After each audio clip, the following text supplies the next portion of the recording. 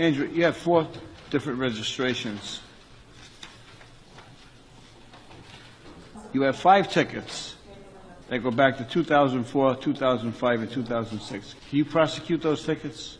No, Your Honor, not from 04, 05. We won't even have copies of those, Your Honor.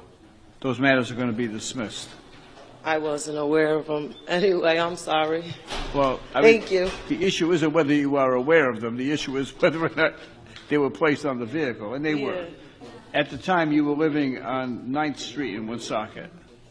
We're keeping track of you. Then you got a ticket on Friendship Street in 2008. That was a parking meter on Friendship Street. That's going to cost you $25. Then you have a parking meter in 2014 on Friendship Street. It's going to cost you $25. So far you're doing pretty good because all you got is $50. And now you have 4 parking tickets. Are you talking about the most recent ones? Most recent ones, right. All right. The one on 11-1. On the Nissan. Yeah, the one on 11-1, I went to Social Security because they had cut my check. Because my son was recently killed last year. So they cut my check because he had owed money. Who? My son was killed March of last year, right?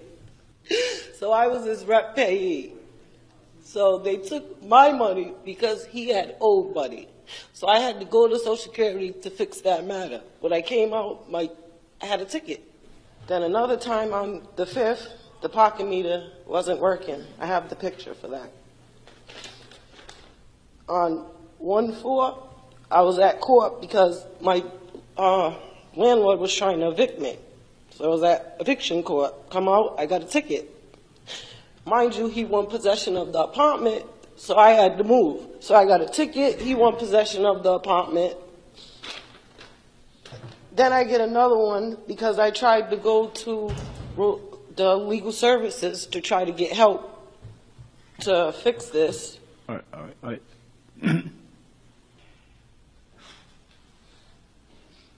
I've had a tough year already. I'm on SSDI. I don't have $400 to give you on top of whatever else. I really do. I just had to come up with money for a new apartment. I'm still paying Russell and Boyd for my son's funeral. Like, I don't know where this money's supposed to come from.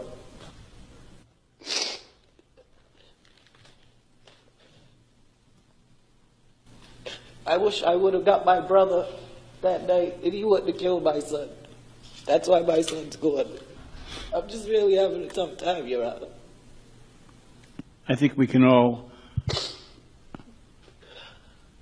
express our sympathy to you and understand the trauma that you have experienced. I'm going to take all of the circumstances that you just have explained to me into consideration and see if I can balance the equities to protect the interest of the city and take into consideration, the horrific story that you just told us relative to your son. I don't think anyone in their lifetime would ever want to experience that. So it's the worst feeling in the world. I feel so empty, Lord. I'm going to reduce this to $50. How much time do you need to pay it? I have it on me now. All right. That's not going to leave you without any money, is it? I'll leave it with $5. Thank you, Your Honor. I'm not going to leave you with $5. I'm not going to leave you. I'm going to dismiss everything. Thank you. All right. With our best wishes and hope that things turn around good for you. Darryl Kroll. Good morning, Your Honor. Morning, sir. Who's the little guy with you? My son, Jacob. Say hi. Hi, young man. What's your name? Jacob. Jacob? How old are you, Jacob? 5. Come up here. See if you can help me out. Okay. Would you mind if I sit him on my lap? No, he's fine. Here we go. All right, Jacob. How old are you? 5. Okay. Do you go to school yet? No, Not September. real school. Not really? September. He September starts kindergarten in 3rd. September. Yeah. Do you have any idea what you want to do when you get to be a little older, like when you graduate from school? A cook. A cook? Is that what you said, a cook? Yeah, me and my dad work at a pizza place. Me and my dad are great cooks. Yeah? Okay. What do you think you'd like to cook? What would be the best? What do you like the best? Pizza? Well, so far you're doing pretty good. I'm having trouble with this case because I have a situation where your dad is charged with parking on a street up on the east side. And I have three choices. I can fine him $90, I can charge him $30, or I can charge him nothing. What do you think I should do? 30. 30.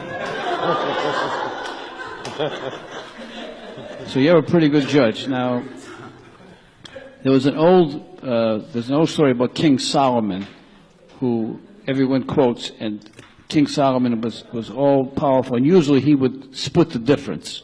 You know, he'd pick a middle road, and that's exactly what you did, and that's a very logical way to think. Is there anything better than 30, you think? None. None? Is that what you said? Yeah. Have you had breakfast yet? No. No. Well, suppose I make a deal with your dad, okay? And the deal is that if he'll take you out for breakfast, then I'll dismiss the ticket. What do you think about that? Like that? Now, I want you to order up I want you to order a lot of stuff because he's going to be saving $30. Is that a good deal? Yeah, just a little bacon. Okay. All right, thanks for helping me out because the police were downstairs. So here's the choices now. I'm going to give us the choices by number, and then we make a decision. Don't look at anybody, just you and me, okay, because we're going to be fair. Okay? Okay. All right. So we can do number one, is we can give her all the penalties, and that would be $300. Or we could do number two, and we can waive the penalty, so she pays no penalties, and she pays $100. Now look over here. Or we can do number three and say, well, we'll give her a break, we'll cut the fine in half, we'll charge her $50. Or we can do number four and say, well, maybe we'll charge her $0. So the real fine is $300 with the penalties. The original fine is $100. And if you wanted to cut that in half, it would be $50. And the other is $0. So I am stuck. What would you do to be fair about this whole thing? How much would you charge her? I'm gonna charge her number 3. How much? Um, Did you say number 3? yeah. How much is that? Wait, what's the number again? Huh? What's the number again? 50. So you want to charge her $50. Okay. Now you're sure you don't want to charge her $100, which was the original fine?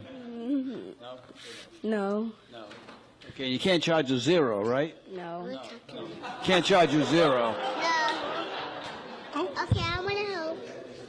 Well, now I noticed that you're here with your mom. Who else are you here with? Wait a minute. You're here with your mom. Who else are you here with? My sister Yeah. and my uncle. And your uncle.